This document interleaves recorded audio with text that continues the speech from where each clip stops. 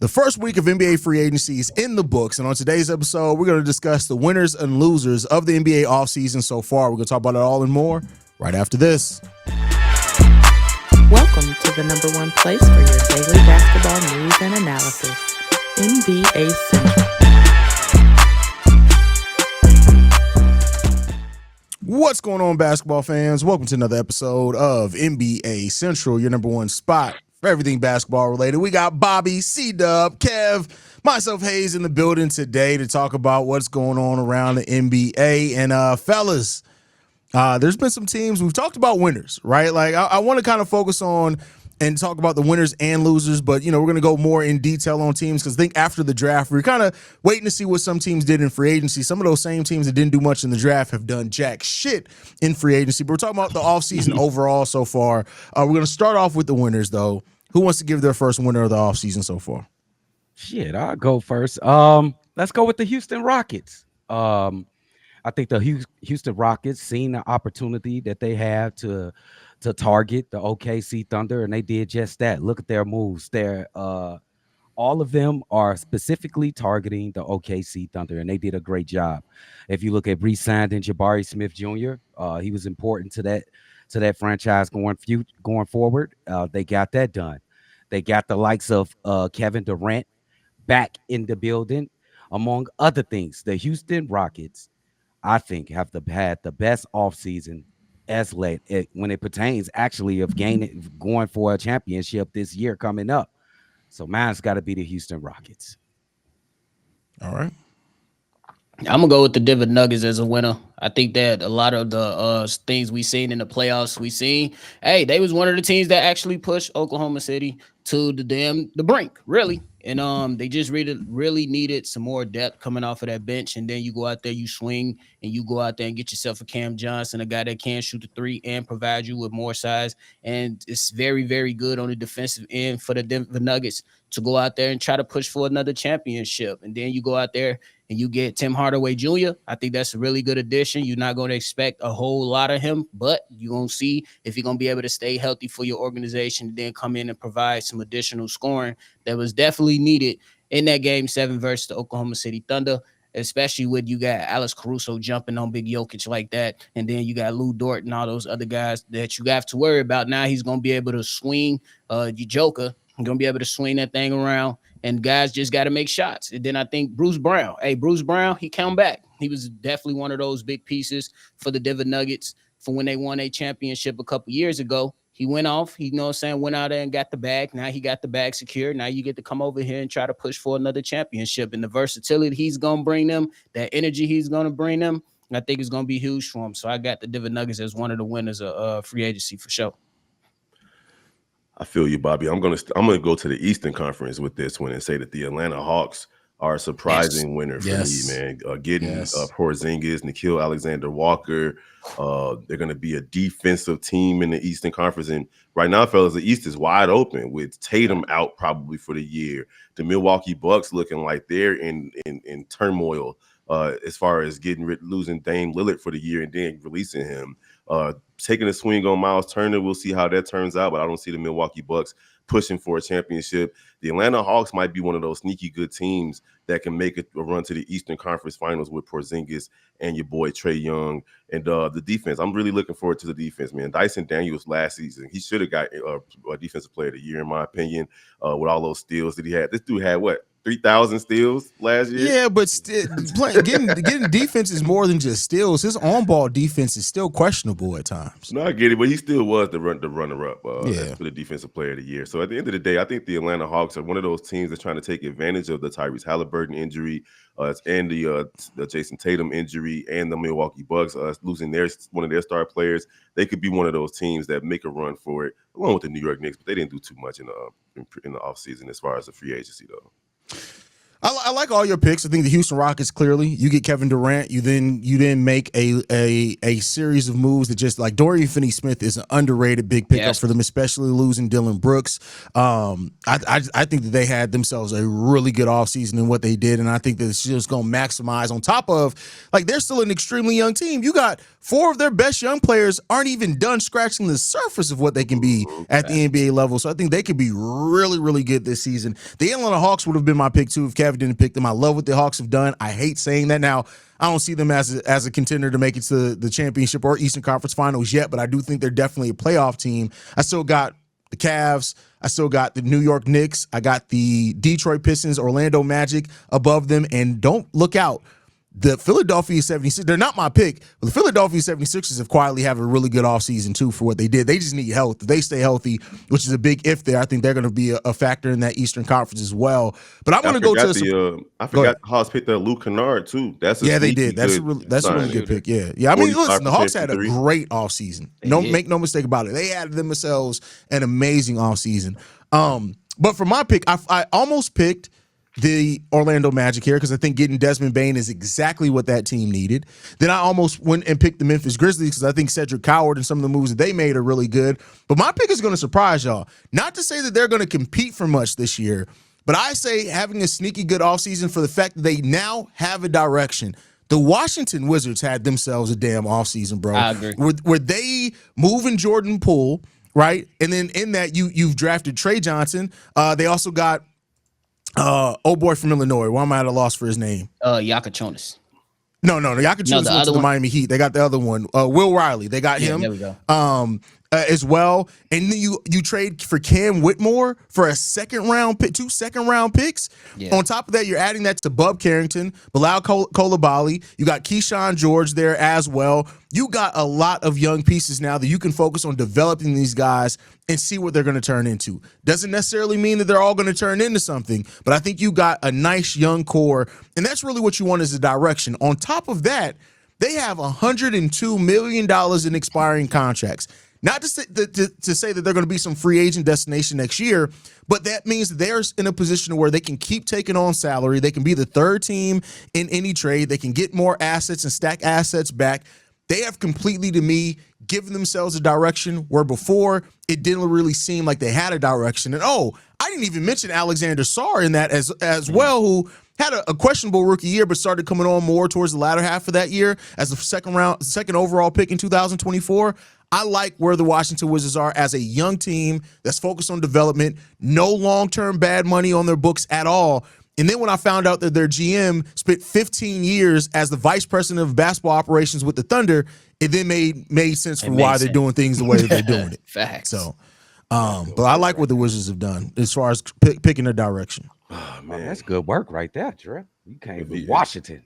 If only our team could make those types of decisions. I just want to comment on Philadelphia. If y'all seen VJ, like I know y'all, we take summer league with a grain of salt, but the kid can score the ball at the professional level. They're going to be better than a lot of people think. That's that kid from Baylor.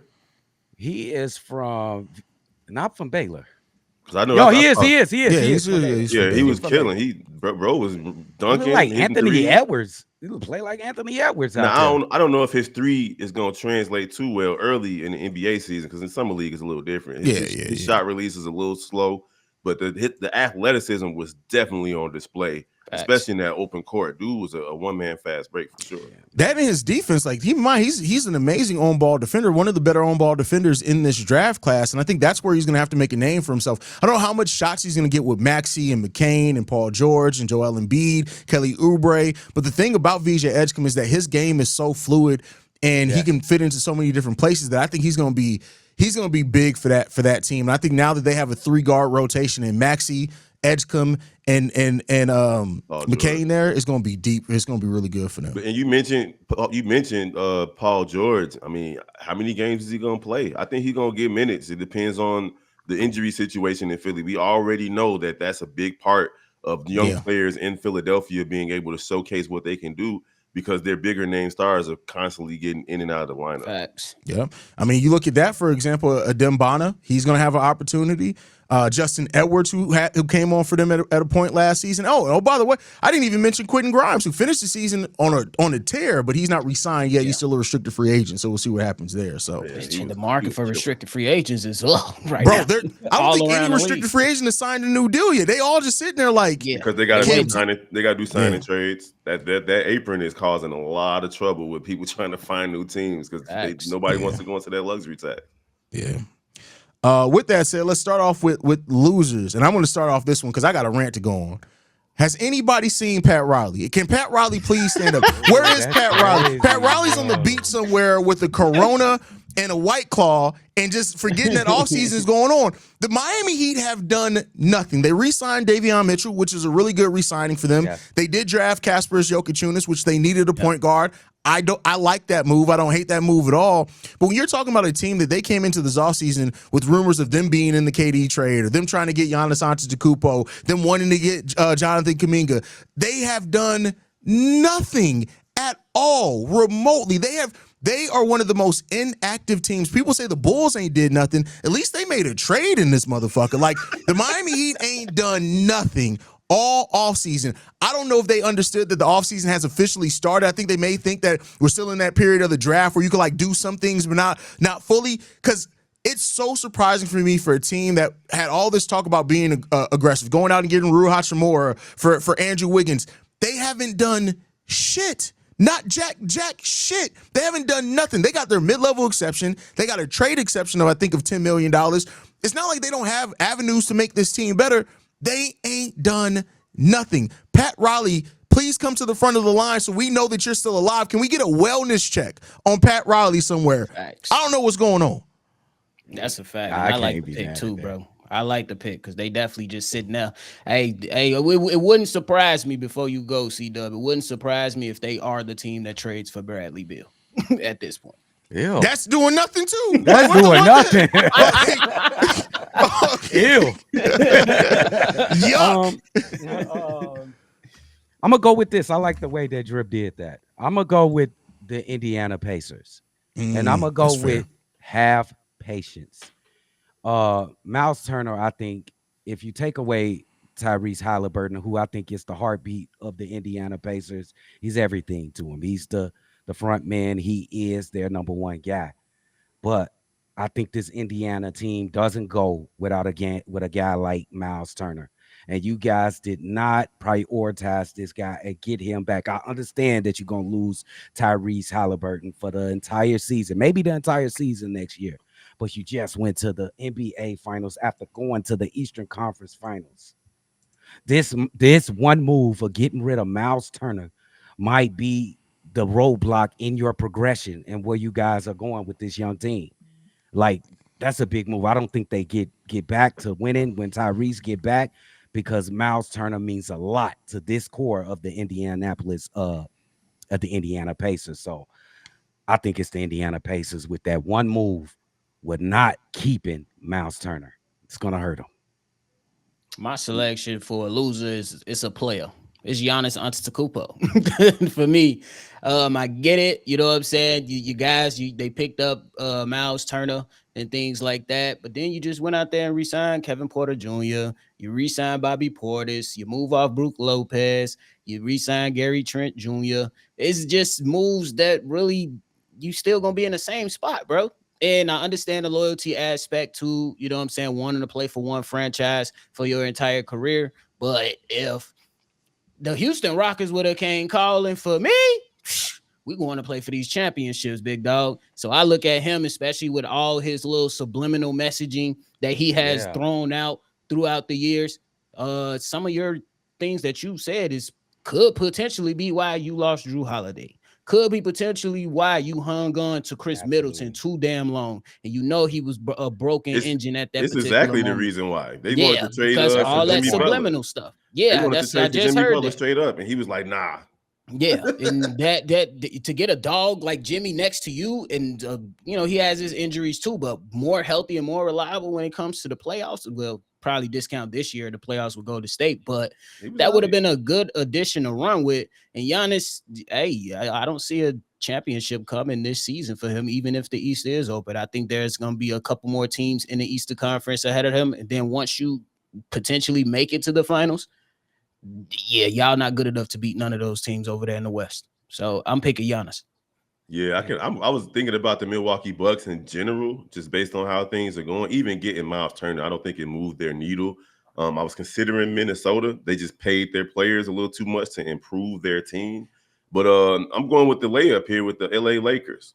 The LA Lakers didn't do much. Like they needed a center badly, bro, like really badly, and they decided to go with trading Anthony Davis first and foremost. This goes way back to Luka Doncic, and I know who Luka is, but you lose all of your defensive prowess by trading Anthony Davis. This man got a landline. Bro, they be pushing through, and it's on D&D too. It's like, I'm gonna call him right back. But anyhow, I don't like I like DeAndre Ayton as a player, so to speak, if he's in the right situation. The Lakers are not that team for him. As far as what Luka Doncic needs from that big man position, he likes rim runners, people that can go and he can create a lob threat for. DeAndre Ayton is not that type of player. Every once in a while, he'll go and try to catch a oop, but not the way that who was it in Dallas? Derek Lively and Daniel Gafford. Those guys were the type of guys that Luka Doncic was looking to play with, and they didn't address that, in my opinion. So, and then of course the whole situation with LeBron James, in my opinion, him opting into that contract as opposed to taking a team-friendly type of deal, renegotiating a little bit, taking some millions off of that. Because, dude, he's already a billionaire. I ain't trying to count bro's money. He's already a billionaire. So it doesn't make sense to keep opting in to $55-60 million and handcuffing your team to the point where they got to settle for a DeAndre Ayton as opposed to being able to hit the free agency market with a bag of money and trying to convince people to come play for the Lakers. So that's why I'm going with the Lakers. The difference as far as them not getting a center and LeBron James opting into that contract. Yeah, see, I like it that LeBron took that all that money because it leaves no excuses for his ass. You good with the roster that we got? We can't improve it because we paying you damn near $100 million for the year. No excuses for LeBron. Mm-hmm. And also, I think I'm gonna disagree with you with Ayton, bro, on the lob threat thing. I just disagree with you. It is a chance that he won't live up to the billing. He is a little goofball. I give you that. He a little goofball. But last year in the games that he played, he averaged 14-10 with a block shot. He's 7'1". I've seen this kid be a lob threat. Like I've seen this in college all the way here. He can definitely be that. I mean, earlier in his career, he settled into that. I'm finna take these little middies and type situation. Especially when he was in Portland, like he wasn't running to the rim, like he just wasn't. But that's his game, though, Kev. He like a more Patrick Ewing, exactly, than a who would be like a Alonzo Mourning or something like that. He more of a Patrick Ewing guy. I know y'all talking. This is the weirdest shit I've ever seen in my life. We just had a heat-related power surge. That's how hot it is outside. It messed up the power grid because of heat. That is insane. That shit is melting, bro. They literally sent right after the shit went out, bro. They sent an almost immediate text out saying, "We're sorry, we're experiencing heat-related power surges." I never had that. It's crazy out here. That is crazy. But I'm with you though, Kev. The Ayton move, it doesn't necessarily move me. Simply because I just think like when you watch him, you'll see moments you'll be like, all right, cool, you got a little something left in the tank. Well, you still young as hell. You should have a lot in the tank. Right. And then you watch him in other minutes and you're like, bro, do you love basketball? No. And it just seems like, they bought him out, so you're gonna be able to make some money and you're gonna be able to make over $30 million this season.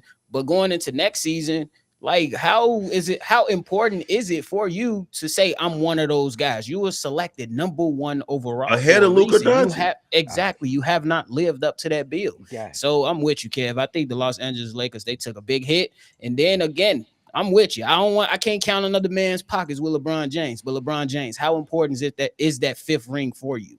Because if that was the case, you could have had, you know what I'm saying, took a little bit less off the top so you can add more pieces to your team or go after players that can really affect this team. This has been the same team, like minus the Anthony Davis moving a few pieces gone here and there. It's been the same team the last few years because you ain't bending or trying to give these guys an opportunity for that 5th championship, in my opinion. Yeah, I just want to ask you guys, do y'all think that he has to go and be this all-star caliber player, DeAndre Ayton? No, yes. I'm asking y'all. I expect him. What I want from Anthony Davis is to have a motor. He's a low motor big man. DeAndre Ayton or Anthony Davis? DeAndre Ayton, my bad. Okay. DeAndre Ayton is a low motor player. Like we all seen the highlight when he was just sitting there watching the rebound situation, just standing there. You're 7 feet tall, bro, and you just watching other people jump and try to get rebounds. There's no reason for you not to box out. There's no reason for you not to run to the rim on the pick and roll. And if he's going to be playing with the LA Lakers, he's going to have to play at the center position. All-star numbers are 18 and 10. That's it. You got to go out there and give them at least 18 and 10 every night. And I just don't see him doing it, bro. He don't need to do 18 and 10. I think with Luka, LeBron, and he don't have to do that. I think 15 and 10 can get him there. But the problem is it has to be a consistent. I'm not worried about him being an all-star. I'm worried about him being the player that they need. I was answering Doug's question, though. About as far as, so if he's going to be an all-star caliber player, he would have to put his numbers up. And I don't know if No. I'm asking you that because I think that he does not need to be an all-star player, bro. He averages in his career 16 points, 10 rebounds, and a block. Mm-hmm. Can he get something close to that? He better. That's it. That's all they need. They got scores. They got a 30-point per game score in Luka. They got a 25 and up point per game score in LeBron. They got an 18 to 20 in Austin Reeves. Mm-hmm. They don't need a lot of scoring. They need defense and a lob threat with LeBron and Luka. I think he can fill that role. I think it's a good. We're gonna see how motivated he is. We're gonna see how motivated he is. He probably wasn't that motivated in Portland, but for me, as a competitor, you still got to show up and play damn games, bro. Mm-hmm. Still got to play the games. Should have been motivated in Portland. It's opportunity. Like, what are you talking about? He was blaming it on the air mattress. Like, I'm playing bad because I'm sleeping on the air mattress. Like, he a goofball, bro. We seen the video of him dancing and shit with Mo Bamba. He's a little weird, but he's tall. He's 7 feet. 7 feet, and he got some good feet. He can shoot it a little bit in the mid range. I will say this: defensively. LeBron is going to try to get the best out of him, and he's going to have to show up to work. And the last person that was probably pushing him was Chris Paul, and he played his best basketball when he was playing with Chris Paul. So we'll see if LeBron's ability to get these players to play above their station, because ain't nobody expect Austin Reeves to turn into what he is. If he can get Ayton to play at 80%. As opposed to the 45 that he's been playing at the last 3 years. We'll see how it goes. That's the crazy thing. If at 45% you're averaging 16 and 10, just give it like, and that's the overall problem with Ayton. Is because if Ayton gave a damn, bro, you're talking about a 20 and 12 player every single. All he got to do is give a damn. He's one of the biggest waste of natural skill that I've ever seen in my life. Because he has every bit of the natural skill that you want from a center. This is facts. And the unfortunate part is he don't give a damn. Now, maybe this whole situation, how much criticism has been around him, you had a team that went to finals and that looked like they were on the uptick, and the first person they looked at said, "Hey, you got to get the fuck up out of here." They did. So maybe all those things combined will finally get this dude to wake up. But that's the hardest thing to judge is you never know what's going to wake up a player to have the draw. We've been talking about it for 6 years with P. Will, right? Like as Bulls fans. As soon as you said that, that's the first person that came to mind. And so it's like Ayton has every bit of the raw potential, but again, he feels like a guy that played basketball because he was big and skilled. It does not seem like he cares about the game of baskall, and that's one of the biggest problems with him. Yeah, if the Lakers can get him right, they a threat. I don't care who you are. If the Lakers can get him right. That was their problem in the playoffs. They didn't have Well, Jackson Hayes was just out there. He was just on the bench. He started 4 games in the playoffs.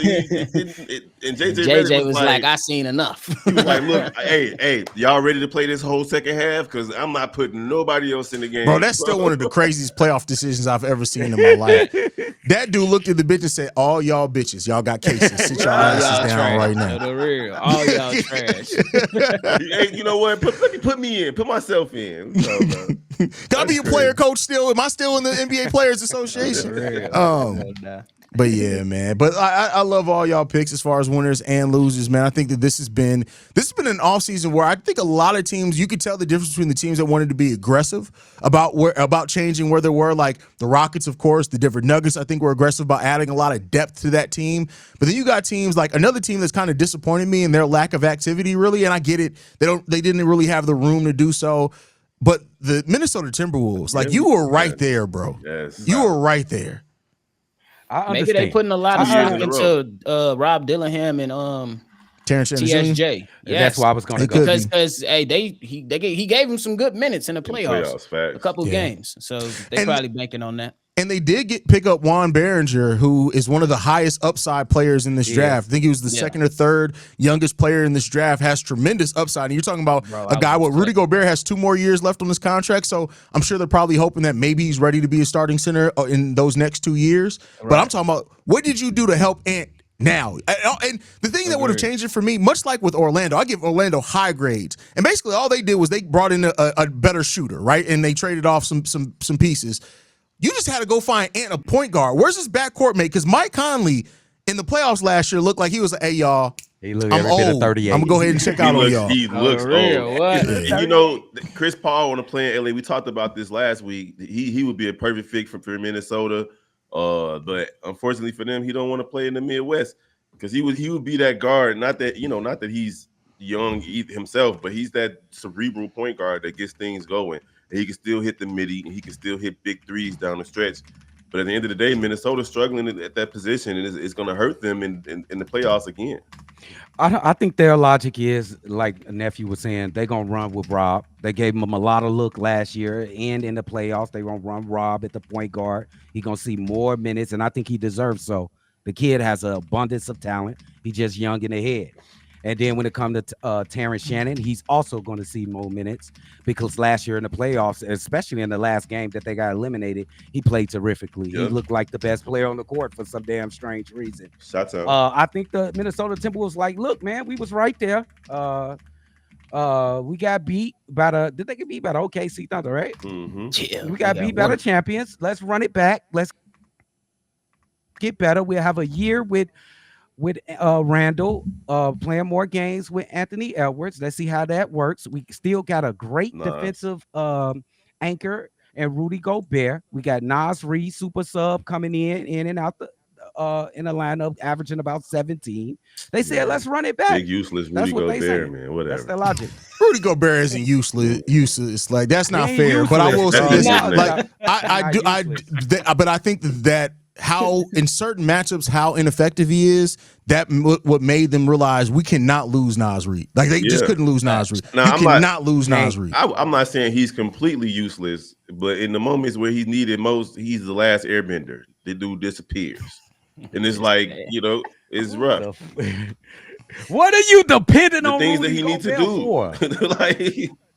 All just of block it. A shot. The like game that they eliminated. What was that? The first round where they just said we're gonna let Rudy Gobert beat us, and he went out there and put up 30 and 20 or something like that. I'm not expecting him to do that. I'm not, but I do expect him to show up in game 6s and game 7s. In fairness, though, in the Western Conference Finals, it was Chet and Isaiah Hartenstein at every minute that he was out there.